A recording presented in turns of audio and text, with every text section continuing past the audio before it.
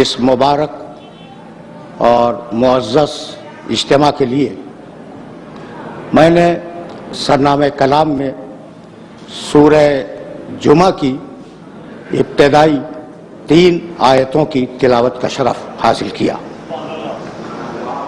سورہ جمعہ قرآن مجید کا 62واں سورہ ہے اور اس کے آغاز کی یہ 3 ابتدائی آیات ہیں۔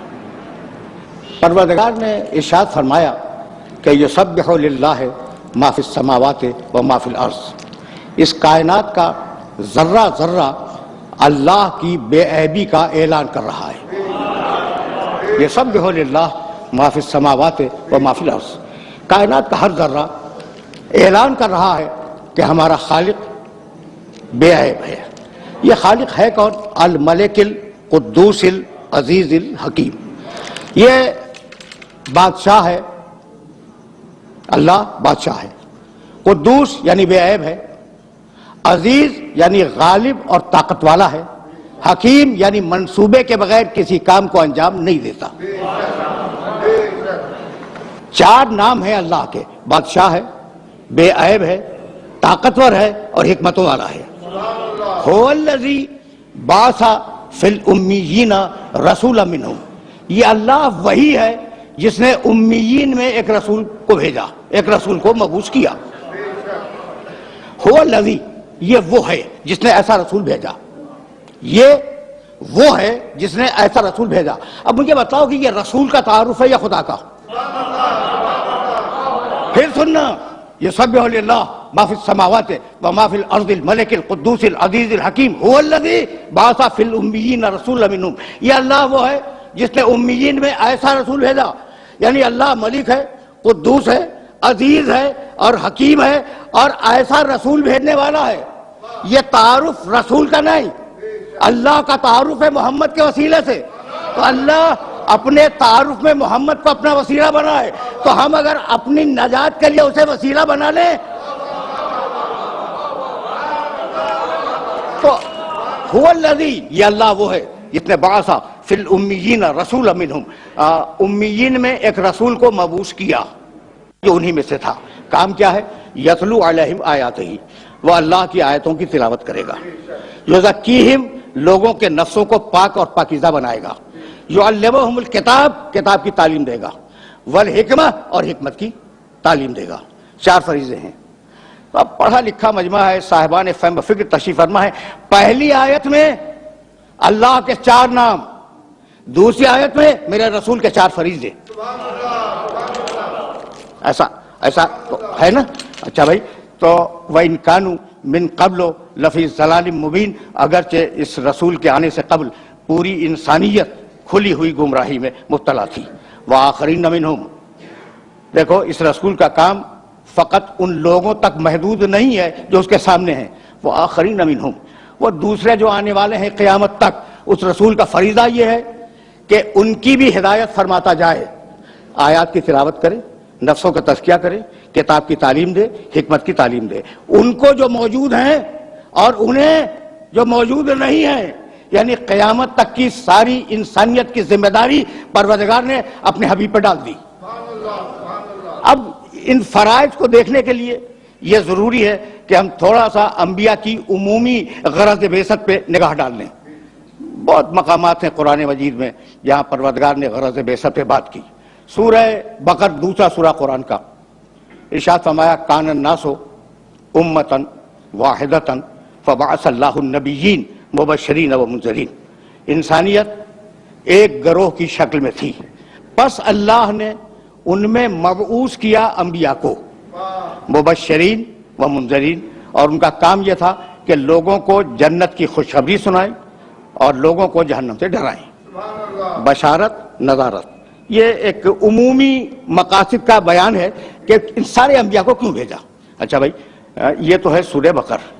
سورہ نحل 16واں سورہ قرآن کا، آواز دی وَلَقَدْ بَعَثْنَا فِي كُلِّ أُمَّةٍ رَسُولًا أَنِ اعْبُدُوا اللَّهَ وَاجْتَنِبُوا الطَّاغُوتَ فَمِنْهُمْ مَنْ هَدَى اللَّهُ وَمِنْهُمْ مَنْ حَقَّتْ عَلَيْهِ الضَّلَالَةُ فَسِيرُوا فِي الْأَرْضِ فَانظُرُوا كَيْفَ كَانَ عَاقِبَةُ الْمُكَذِّبِينَ۔ ہم نے ہر قوم میں، ہر قبیلے میں، ہر گروہ میں، ہر زمانے میں اور ہر زمین پر اپنی طرف سے رسول بھیجے، اور فقط دو کام تھے ان رسولوں کے، ان اعبد اللہ، لوگوں سے کہیں کہ اللہ کی عبادت کرو، واجتنبوا الطاغوت، اور لوگوں سے کہیں اپنے نفس کی سرکشی سے بچو، بشارت، نذارت، عبادت، اجتناب طاغوت، یہ چار فرائض ہیں سارے انبیاء کے۔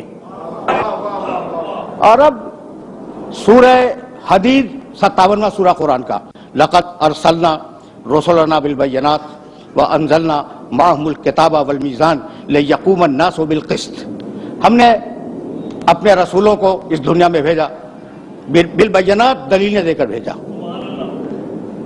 اور ہم نے ان کے ساتھ ایک کتاب اتاری اور ایک ترازو اتاری، لقد ارسلنا رسلنا بالبینات وانزلنا معهم الکتاب والمیزان، کیوں بھیجا؟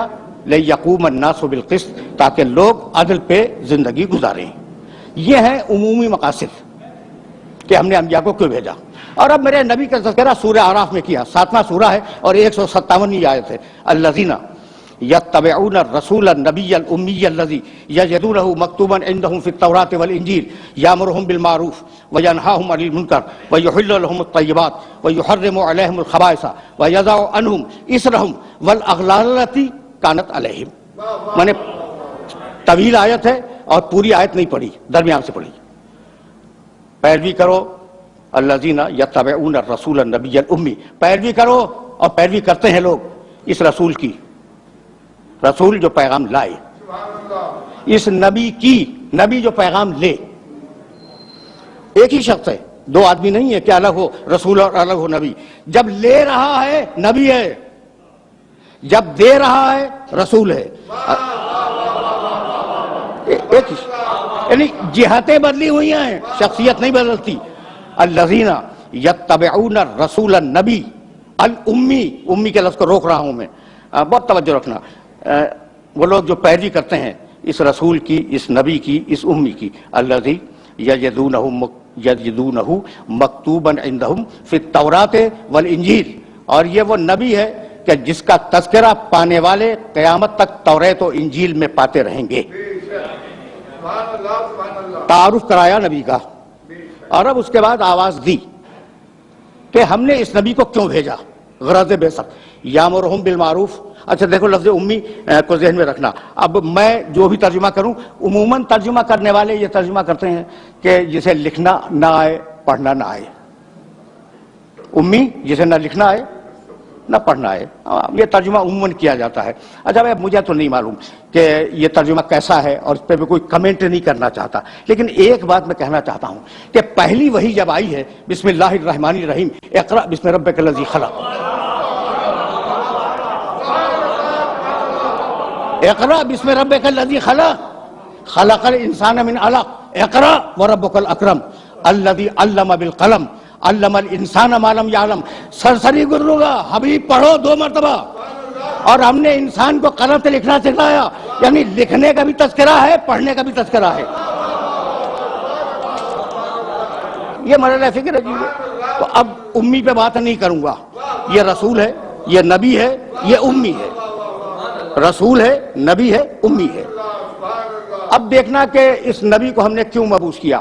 یامرہم بالمعروف، ہم نے اسے اس لیے مبعوث کیا کہ وہ لوگوں کو اچھائیوں کو حکم دے، وَيَنْهَاهُمْ عَنِ الْمُنْكَرِ، اور لوگوں کو برائیوں سے روکے۔ توجہ رکھنا، یامرہم بالمعروف وَيَنْهَاهُمْ عَنِ الْمُنْكَرِ وَيُحِلُّ لَهُمُ الطَّيِّبَاتِ، پاکیزہ چیزوں کو انسانیت کے لیے حلال قرار دے، وَيُحَرِّمُ عَلَيْهِمُ الْخَبَائِثَ، اور خبیث چیزوں کو انسانیت پر حرام کر دے، وَيَضَعُ عَنْهُمْ إِصْرَهُمْ وَالْأَغْلَالَ الَّتِي كَانَتْ عَلَيْهِمْ، اور ہم نے اس نبی کو اس لیے بھیجا کہ تم نے جو اپنی بنیادیں بنائی ہوئی ہیں رسم و رواج کی، اور تمہارے جو رسم و رواج ہیں انہیں توڑ دے اور اللہ کے قانون کو نافذ کرے۔ ذرا یہ محترم مجمع اس بات کو بخوبی جانتا ہے کہ حکم دیا اس آئے مبارکہ میں ہر اچھائی کا حکم دے، ہر برائی سے روکے، ہر خبیث کو حلال کرے، حرام کرے، ہر طیب کو حلال کرے، تمہارے انسانی قوانین کو توڑے، اللہ کے قانون کو رائج کرے۔ ہر اچھائی کو جانتا ہے جب تو حلال کرے گا، توجہ رکھنا، ہر برائی کو جانتا ہے جب تو حرام کرے گا، ہر خبیث کو جانتا ہے، ہر طیب کو جانتا ہے، بھائی ہر چیز جانتا ہے، پھر امی ہے۔ یہ ایک مرحلہ فکر ہے جس مرحلہ فکر پر میں نے روکا اپنے سننے والوں کو کہ وہ عمومی مقاصد تھے بعثت کے، اور اب یہ خصوصی مقصد میرے نبی کے لیے، آخری پیغام، آخری نبی، آخری کتاب، صحیح ہے نا؟ اچھا بھائی، تو یہ مقصد اگر ذہن میں محفوظ ہو گیا، میرا جی چاہتا ہے کہ پیغمبر کے چاہنے والوں کی خدمت میں آف دا ریکارڈ ایک جملہ کہتا ہوا نکل جاؤں، اور یہ آف دا ریکارڈ جملہ تم سے بہتر کون سمجھے گا؟ پھر سنو آیہ مبارکہ کو درمیان سے، یامرہم بالمعروف وینہاہم عن المنکر. بہت توجہ رہے، یہ نبی یوں اس لیے آیا کہ اچھائیوں کو حکم دے، ینہاہم عن المنکر، برائیوں سے روکے، ویحل لہم الطیبات، پاکیزہ چیزوں کو حلال کر دے، ویحرم علیہم الخبائث، اور خبیث چیزوں کو حرام کر دے، اللہ سے لے کے نہیں. یحل لہم الطیبات ویحرم علیہم الخبائث، یعنی ایک وہ وحی تھی جو میرے نبی پر فرشتہ لے کے آتا تھا، اور ایک وہ وحی تھی جو اس کے مزاج میں گون دی گئی تھی. بھائی آیت کا مزاج تو یہی ہے، یحل لہم الطیبات ویحرم علیہم الخبائث، اور خبیث چیزوں کو حرام کرے خود، طیب چیزوں کو حلال کرے وہ خود. یعنی میں کہنا یہ چاہ رہا ہوں کہ بھائی جسے تم اللہ کی صراط کہتے ہو وہ میرے محمد کی سبیل ہے.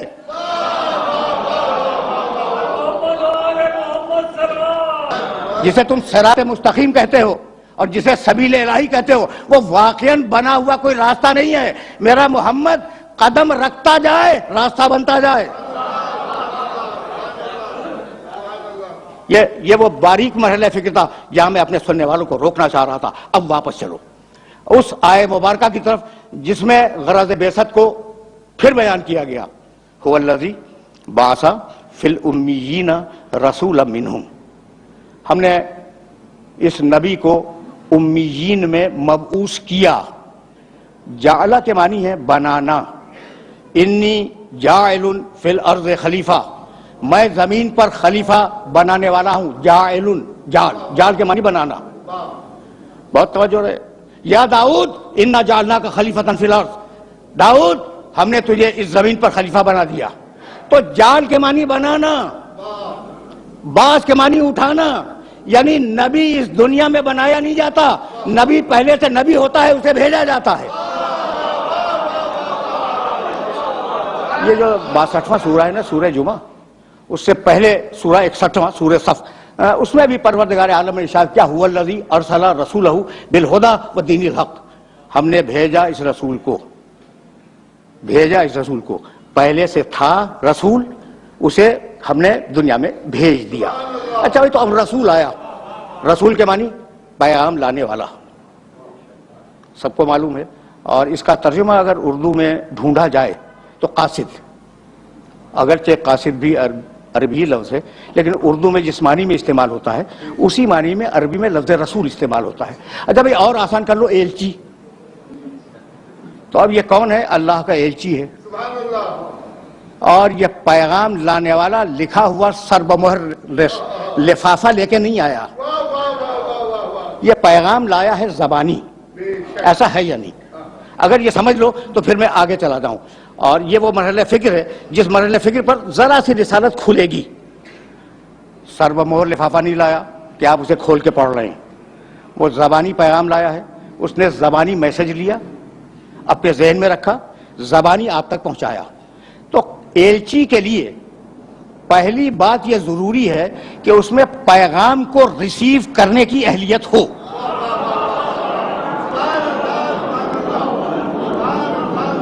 بھائی آپ پیغام تو زبانی دے رہے ہیں نا، پیغام دے رہے ہیں زبانی. جب زبانی پیغام دے رہے ہیں تو اس میں اہلیت ہو کہ وہ پیغام کو سمجھ کر اپنے پاس محفوظ رکھ سکے. پہلی ضرورت ایلچی کی. دوسری ضرورت، حافظہ اتنا اچھا ہو کہ وہ اس پیغام کو بھول نہ جائے، مکمل طریقے سے یاد رکھے تاکہ پہنچا سکے. یہ دوسری ضرورت اس ایلچی کی. اچھا بھائی، تیسری ضرورت، اتنا فصیح و بلیغ ہو، اتنی اچھی زبان جانتا ہو کہ وہ جیسا پیغام ہے ویسے الفاظ منتخب کرے اور پیغام کو ڈیلیور کر دے. ٹھیک ہے نا؟ اچھا بھائی، اب چوتھی اور آخری شرط سنو پیغام لانے والے کی. جن کے پاس پیغام لا رہا ہے ان میں اس کا اتنا اعتبار ہو کہ اسے سچا بھی مانتے ہوں، قابل اعتماد بھی مانتے ہوں. بھائی انہی شرطوں کا نام تو عصمت ہے. اسی مقام سے میں آگے لے جاؤں گا. ایسا پیغام جو پوری انسانیت کے لیے ہے، کسی گروہ کے لیے نہیں کہ مکے والوں کو پیغام دے دیا. وما ارسلناک الا کافۃ للناس. حبیب للناس، ناس کے معنی پوری انسانیت. حبیب ہم نے تمہیں رسول بنایا ہے پوری انسانیت کے لیے. اچھا بھائی رسول تو بننا ہی تھا، اس لیے کہ یہ اللہ کون ہے جو رسول بنا رہا ہے؟ بسم اللہ الرحمن الرحیم، قل اعوذ برب الناس ملک الناس الہ الناس. پوری انسانیت کا رب ہے، پوری انسانیت کا بادشاہ ہے، پوری انسانیت کا خدا ہے. اچھا بھائی جب پوری انسانیت کا ہے تو شہر رمضان الذی، بھائی قرآن کیا ہے؟ انزل فیہ القرآن ھدی للناس. یہ قرآن پوری انسانیت کے لیے ہدایت ہے. مجھے معاف کر دینا، بغیر پڑھے بات کرنے کا عادی نہیں ہوں. میری نگاہوں میں جو کتابیں الہامی کہی جاتی ہیں، جن کے متعلق کلیم ہے کہ یہ الہامی کتابیں ہیں، ان کتابوں میں دیکھ لینا، اور اگر نہ دیکھ سکو تو میں دکھلاؤں گا کہ ہر کتاب نے اپنی امت کو اور اپنی قوم کو خطاب کیا ہے. اے بنی اسرائیل، اے بنی اسرائیل کی گمشدہ بھیڑو، اپنی قومیں مخاطب ہوئی. یہ اکیلی کتاب ہے قرآن جو پوری انسانیت کو مخاطب کرتی ہے. اچھا بھائی تو پوری انسانیت کا رسول ہے، کسی ایک قوم کا نہیں. جب پوری انسانیت کا رسول ہے اور پیغام یعنی قرآن پوری انسانیت کا پیغام ہے، تو اس انسانیت میں جاہل بھی ہیں، عالم بھی ہیں، کم عقل والے بھی ہیں، زیادہ عقل والے بھی ہیں، ہر قسم کے افراد موجود ہیں. تو پیغام میں اتنی وسعت ہونی چاہیے کہ بقدر ظرف ہر انسان سمجھ سکے. اور پیغام اتنا وزنی ہے، توجہ رکھنا، پیغام اتنا وزنی ہے کہ اگر پہاڑ پہ اتار دیا جائے تو پہاڑ کے پرچے اڑ جائیں. لو انزلنا ھذا القرآن علی جبل لرأیتہ خاشعا متصدعا من خشیۃ اللہ. سورہ حشر 59واں سورہ قرآن کا. اس قرآن میں اتنی طاقت ہے اور اس قرآن میں اتنا ویٹ ہے، اتنا وزن ہے کہ اگر پہاڑ پہ اتار دیں تو پہاڑ کے پرخچے اڑ جائیں. بھئی یہ مرحلہ فکر ہی عجیب ہے کہ قرآن اگر پہاڑ پہ آ جائے پہاڑ کے ٹکڑے اڑ جائیں. اور میرے محمد کے دل نے اس پورے قرآن کو اپنے دل پہ روک لیا کہ جس کا دل اتنا مضبوط ہو دماغ کتنا مضبوط ہوگا.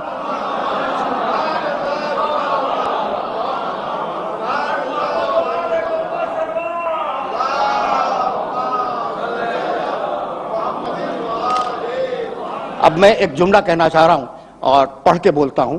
دیکھو بھائی ہمارے سامنے کچھ کتابیں وہ ہیں جن کے متعلق قرآن نے تصدیق کی کہ وہ الہامی ہیں، توریت، انجیل، زبور. اور کچھ وہ ہیں جن کتابوں کو ان کے ماننے والے الہامی سمجھتے ہیں. مثلا اوستا زرتشتیوں کی، ژند پاژند، مثلا گیتا، مثلا وید، مثلا پران، 18 پران ان کی مقدس کتابیں ہیں.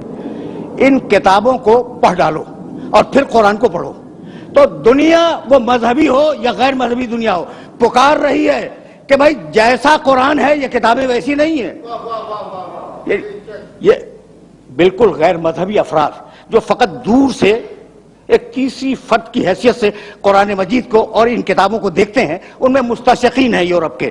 وہ پڑھنے کے بعد کہتے ہیں کہ بھائی یہ قرآن تو ان کتابوں جیسا نہیں، توریت قرآن جیسی نہیں، انجیل قرآن جیسی نہیں، زبور قرآن جیسی کتاب نہیں ہے، وید، پران، ژند، پاژند یہ ساری کتابیں گیتا قرآن جیسی نہیں ہیں.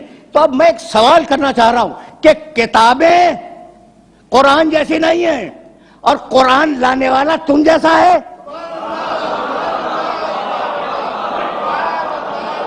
یہ فکر عمومی کا ایک سوال ہے. تو بھائی اب اس کے کردار کو پروردگار عالم نے دلیل بنا کر پیش کیا. یعنی عجیب، پیغمبر اکرم کے کردار مبارک کی جو حفاظت کی ہے قرآن نے، اس حفاظت کا جواب نہیں ہے. سورہ نساء قرآن مجید کا 4 سورہ 64 آیت، فلا وربک لا یؤمنون حتی یحکموک فیما شجر بینہم ثم لا یجدوا فی انفسہم حرجا مما قضیت ویسلموا تسلیما. فلا وربک، تیور دیکھو قرآن مجید کی اس آیت کے، عجیب تیور ہے. اللہ مخاطب ہے اپنے حبیب سے، فلا وربک لا یؤمنون، حبیب تیرے اللہ کی قسم، تیرے اللہ کی قسم، لا یؤمنون، یہ زبانی کلمہ پڑھنے والے مومن نہیں ہیں۔ فلا وربک لا یؤمنون، یہ اس وقت تک مومن نہیں ہوں گے حتی یحکموک فیما شجر بینہم، جب تک کہ اپنے آپس کے اختلافات میں تجھ سے فیصلہ نہ کروائیں۔ کیا مقام ختم نبوت ہے کہ صرف کلمہ پڑھ دینا کافی نہیں ہے۔ مسلمان اس وقت بنو گے، مومن اس وقت کہلاؤ گے جب اپنے آپس کے جھگڑوں میں رسول سے فیصلہ کرواؤ۔ اچھا بھئی تم نے فیصلہ کروا لیا، فیصلہ کروا لینا کافی نہیں ہے، ثم لا یجدوا فی انفسہم حرجا مما قضیت، خبردار فیصلہ کروانے کے بعد رسول کے حکم پر کسی قسم کا شبہ طاری نہ کرنا، کسی قسم کا شبہ تمہارے دل میں نہ آنے پائے کہ یہ رسول نے کیا کہہ دیا۔ وَيُسَلِّمُ تَسْلِيمًا، اور میرے محمد کے سامنے اپنے سر تسلیم کو خم کر دو۔ سمجھ نہیں آیا؟ اللہ کے آگے جھکنے کا نام ہے اسلام، محمد کے آگے جھکنے کا نام ہے تسلیم۔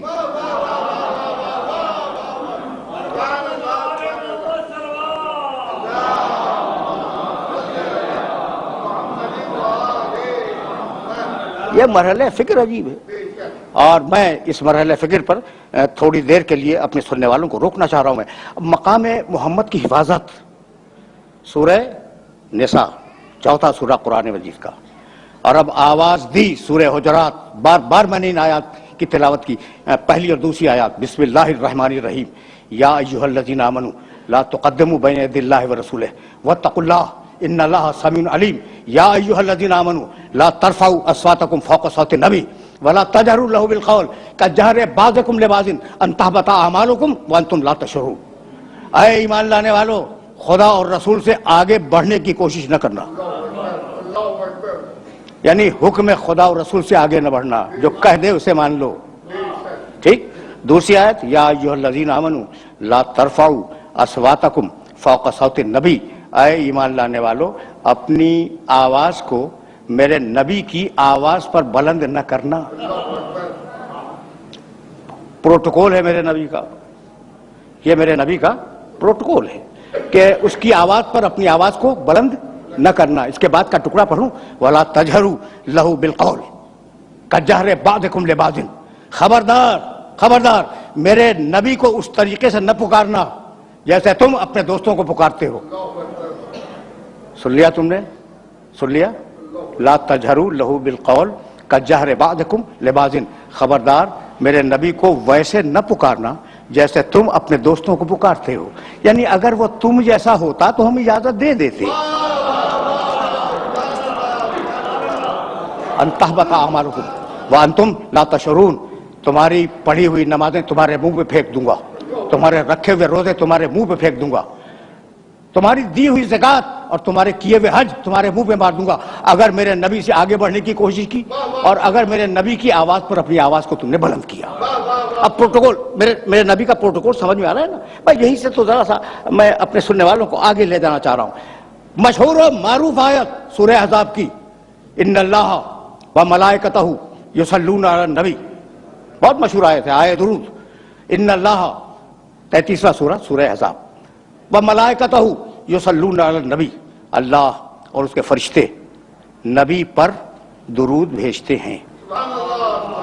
یا ایھا الذین آمنوا، اے ایمان لانے والو، صلو علیہ وسلموا تسلیما،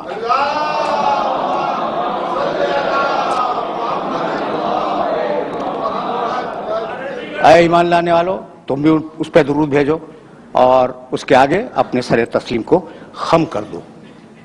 قرآن کا کوئی لفظ بے مصرف نہیں ہے، قرآن کے پاس وقت 23.5 سال کا، کام قیامت تک کا، تو جو لفظوں کو جن لفظوں کو وہ منتخب کر لے اور جو لفظ اٹھا لے لغت سے، وہ ظاہر ہے کہ بڑے معنی دار ہوتے ہیں۔ یا بھائی ان اللہ و ملائکتہ یصلون علی النبی، نبی، رسول، محمد، عبد، اللہ درود بھیجتا ہے محمد پر، آیت میں نبی ہے، محمد نہیں ہے. ٹھیک ہے نا. جب یہ معراج میں لے گیا تو کہنے لگا سبحان الذی اسری بعبدہ لیلا، میں اپنے عبد کو لے گیا معراج میں، اپنے عبد کو لے گیا معراج میں. تو محمد ولادت کے وقت نام رکھا گیا، معراج میں گئے اب کہلائے. ٹھیک ہے نا. اچھا پھر رسول بنے، جب اعلان بعثت کیا تو رسول بنے. تو درود، بھائی توجہ رہے، محمد پہ نہیں، درود رسول پہ نہیں، درود عبد پہ نہیں، درود نبی پر. اب سوچنے والی بات ہے کہ یہ لفظ نبی کو منتخب کیوں کیا؟ درود بھیجتا ہے محمد پر نہیں، درود پھر اس دن سے ہوتی جس دن محمد دنیا میں پیدا ہوئے. اللہ اور اس کے فرشتے درود بھیجتے ہیں رسول پر، اس دن سے درود ہوتی جس دن سے اعلان رسالت کیا. ٹھیک. اچھا بھی اگر کہہ دیتا کہ اللہ اور اس کے فرشتے عبد پر، عبد کے معنی بندہ، اب پر درود بھیجتے ہیں، تو معراج کی رات سے درود شروع ہوتی. ٹھیک ہے یا نہیں؟ پھر ایک مرتبہ زحمت اور دینا چاہ رہا ہوں، محمد ولادت کے دن سے، رسول بعثت کے دن سے، عبد معراج کی رات سے رکھا. ان اللہ و ملائکتہ یصلون علی النبی. اب جب سے نبی ہے تب سے درود ہے. کب سے نبی ہے؟ کنت نبیا و آدم و الماء والطین. کیا پروٹوکول ہے اس نبی کا.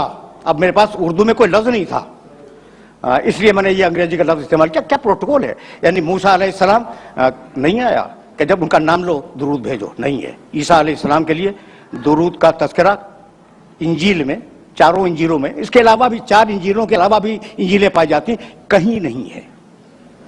یہ اکیلا پروٹوکول ہے میرے نبی کا.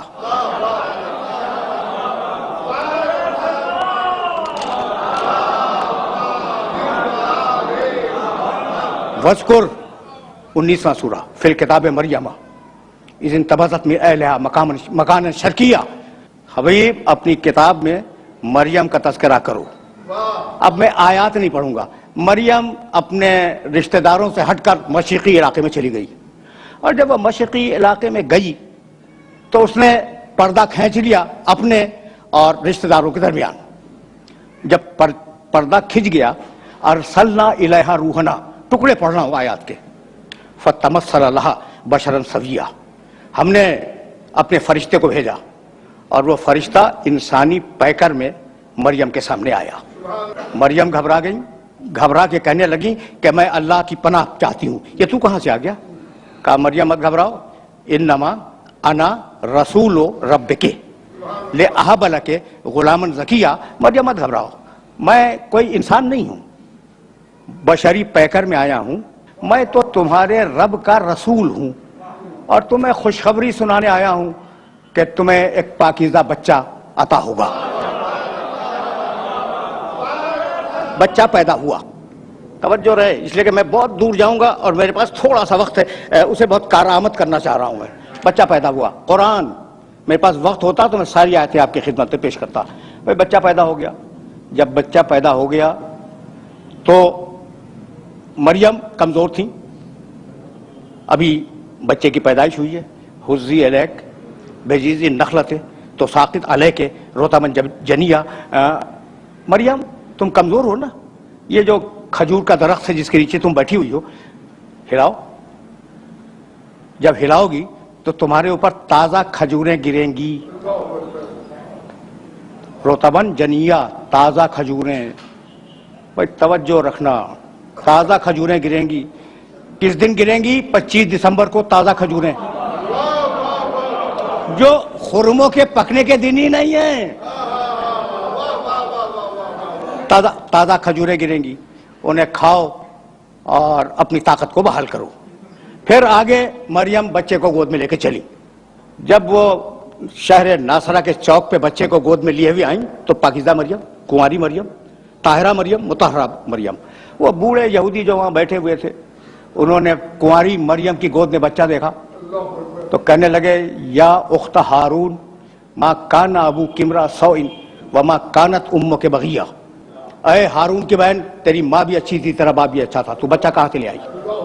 تو یہ بچہ کہاں سے لے آئی؟ اب یہ جملہ ہے نہیں، یہ میں سمجھانے کے لیے کہہ رہا ہوں، تیری ماں بھی اچھی تھی تیرا باپ بھی اچھا تھا، یہ بچہ فاشارت الیہ، مریم نے اشارہ کیا گود کے بچے کی طرف۔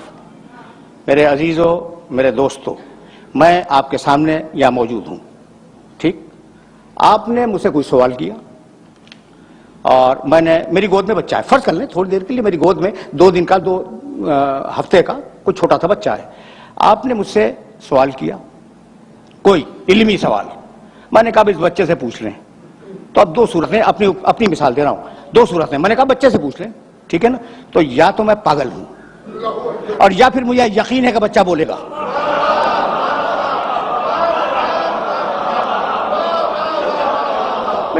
سیدھی بات کرو، سیدھی بات کرو، یا تو میں واقعاً پاگل ہوں کہہ رہا ہوں کہ اس بچے سے پوچھ لو، اور یا مجھے یقین ہے کہ بچہ بولے گا۔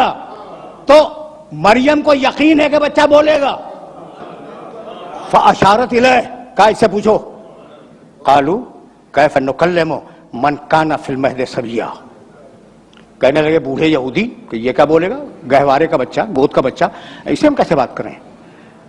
اب عیسیٰ گود سے بولے، قال انی عبداللہ آتانی الکتاب وجعلنی نبیا، عیسیٰ کہنے لگے میں اللہ کا بندہ ہوں۔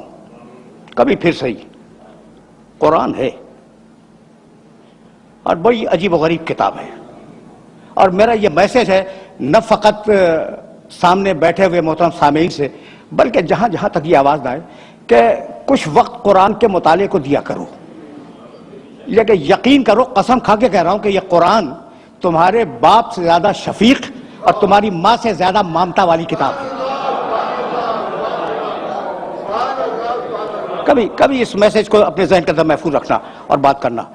قالوا کیف نکلم من کان فی المہد صبیا، قال انی عبداللہ آتانی الکتاب وجعلنی نبیا، عیسیٰ بولے گود سے مریم کی کہ میں اللہ کا بندہ ہوں، اللہ نے مجھے کتاب دی ہے اور اللہ نے مجھے نبی بنایا۔ کہاں سے بولے؟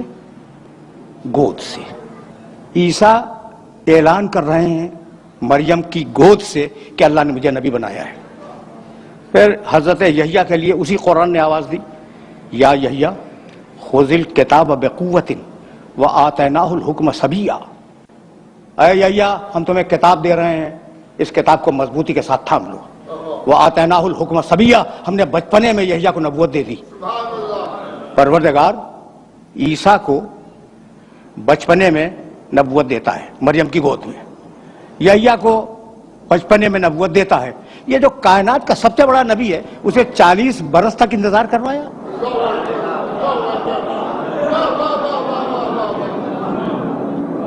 سوال ہے یا نہیں ہے؟ بھائی پیدائش کے وقت اناؤنسمنٹ ہو جاتا ہے یہ بچہ نبی ہے، ٹھیک ہے نا؟ تو وہ جو میرے نبی کے مقابلے میں ذرا کم نبی ہیں، کم رتبے کے نبی ہیں، انہیں کسی کو بچپنے میں دے دی، کسی کو ماں کی گود میں نبوت دے دی، اسے 40 برس انتظار۔ تو بھائی بات جانتے ہو کیا ہے؟ اب ایک بات سنو اور اب مجھے اجازت دے دو۔ دنیا میں جتنی بھی درسگاہیں پائی جاتی ہیں تجرباتی علوم کی، یعنی سائنسز کی، جتنی درسگاہیں دنیا میں پائی جاتی ہیں نا، ان درسگاہوں میں جب استاد پڑھاتا ہے تو پہلے تھیوری سمجھاتا ہے، پریکٹیکل بعد میں کرواتا ہے۔ ایسا ہے یا نہیں؟ میں تھیوری دی، مثالیں دے سکتا ہوں لیکن بس اس اشارے پہ اکتفا کرو۔ تھیوری دی، اسے نظریہ سمجھایا اور نظریہ سمجھا کر ڈیمونسٹریٹ کیا اپنی لیب میں لے جا کے۔ تو دنیا کا طریقہ کیا ہے کہ پہلے نظریہ بتلائے پھر عمل کروائے۔ قدرت کے کام اس کی شان نرالی ہے، اس کے کام الگ ہیں۔ تم کرتے ہو پہلے نظریہ بتلاؤ پھر عمل کرواؤ، ہم اس کا الٹا کریں گے، پہلے محمد سے 40 برس عمل کروائیں گے اور پھر قرآن کا نظریہ نازل کریں گے۔ اب دونوں کو ملا کے دیکھ لو، جیسا میرا محمد ویسا قرآن، جیسا قرآن ویسا محمد۔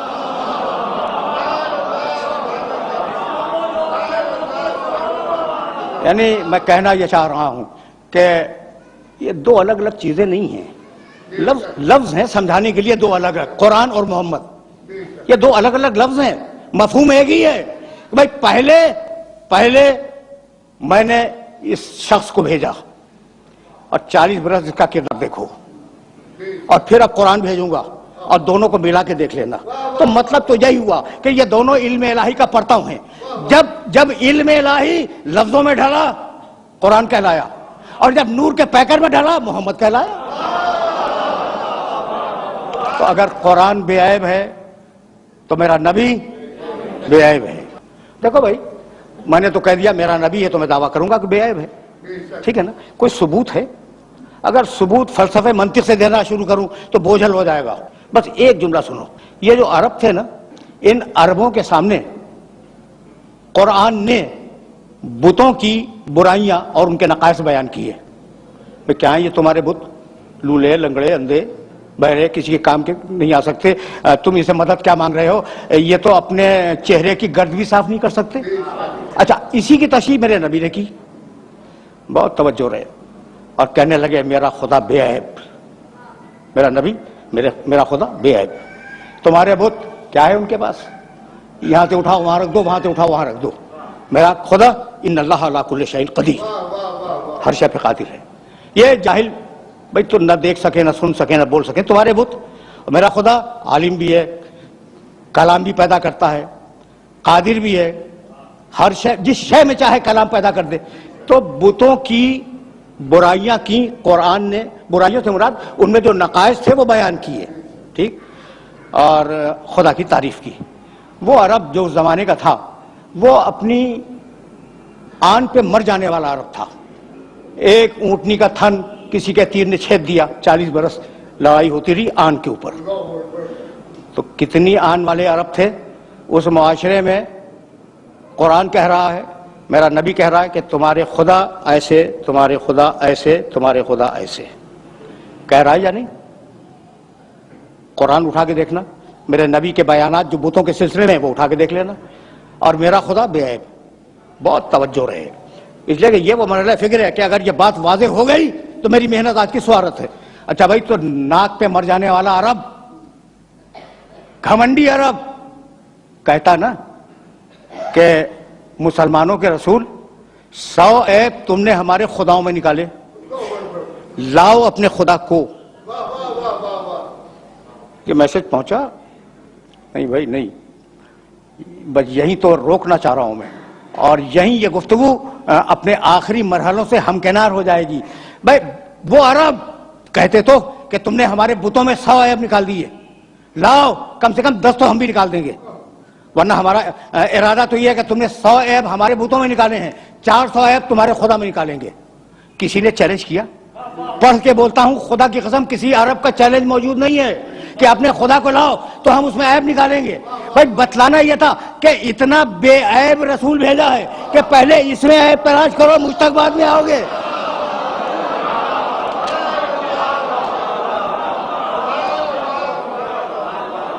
حقیقت یہ ہے کہ کوئی نبی کائنات کا، مجھے معاف کر دینا، میں تو قرآن کے فریم ورک میں باتیں کر رہا تھا، میرے نبی کے مقابلے پہ کھڑا نہیں ہو سکتا. مشکل ہے، مشکل نہیں، ناممکن ہے. سورہ مائدہ 5واں سورہ قرآن کا، بس یہ سن لو اور مجھے اجازت دے دو. 5واں سورہ، اور اس سورے کی 110ویں آیت جا کے ضرور دیکھنا. وَإِسْتَخْلُقُ مِنَ الطِّينِ كَهَيْئَةِ الطَّيْرِ بِإِذْنِي فَتَنْفَخُ فِيهَا فَتَكُونُ طَيْرًا بِإِذْنِي وَإِذْ تُبْرِئُ الْأَكْمَحَ وَالْأَبْرَصَ بِإِذْنِي وَتُخْرِجُ الْمَوْتَىٰ بِإِذْنِي. اس پڑھے لکھے مجمع میں اذن کا ترجمہ کرنے کی ضرورت نہیں ہے. اذن کے معنی اجازت. ٹھیک، ترجمہ کروں. وَإِذْ تَخْلُقُ مِنَ الطِّينِ كَهَيْئَةِ الطَّيْرِ بِإِذْنِي. عیسیٰ اس وقت کو یاد کرو جب تم گیلی مٹی اٹھا کر پرندے کی شکل بناتے تھے، بے اذنی، میرے اذن اور میری اجازت سے. فَتَنْفَخُ فِيهَا فَتَكُونَ طَيْرًا بِإِذْنِي. تم نے اجازت تو لے لی، پھر تم نے پھونک ماری، پرندہ اڑ گیا میرے اذن اور میری اجازت سے. بڑا نبی ہے، صاحب شریعت، حضرت عیسیٰ علیہ السلام صاحب شریعت، اولو العزم، اور آج تک زندہ ہے، چوتھے آسمان پہ.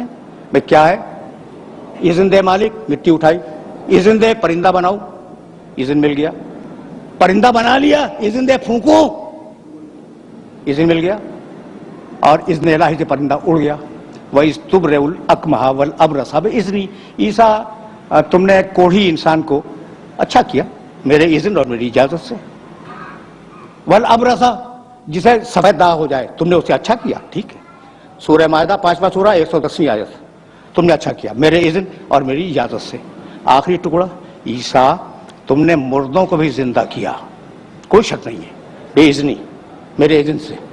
اتنا بڑا نبی اپنی مرضی سے کام نہیں کر سکتا, قدم قدم پہ اذن مانگنے کا محتاج ہے. آخری جملہ قدم قدم پر اذن مانگنے کا محتاج ہے. اذن مانگا مٹی اٹھائی, اذن مانگا پرندہ بنایا, اذن مانگا پھونک ماری, اذن الہی سے پرندہ اڑ گیا. کوڑھی کو اچھا کرنا ہوا, اذن مانگا. مبروز کو اچھا کرنا ہوا, اذن مانگا. مردے کو زندہ کرنا ہوا, اذن مانگا. یہ ہیں سارے نبی, 1,23,999 نبی. اور اب میرا نبی سورہ احزاب 33واں سورہ, یا ایھا النبی انا ارسلناک شاہدا ومبشرا ونذیرا وداعیا الی اللہ باذنہ. حبیب ہم نے تجھے اپنا پورا اذن دے دیا, اب تجھے بار بار اذن مانگنے کی ضرورت نہیں ہے. سورج پلٹا دے تیری مرضی, چاند کو توڑ دے تیری مرضی, ستارے کو اتار لے تیری مرضی, گو سے کلمہ پڑھوا لے تیری مرضی, سنگریزے سے تسبیح کروا لے تیری مرضی, کسی کو کندھے پہ بلند کر لے تیری مرضی, کسی کو سینے سے لگا لے تیری مرضی.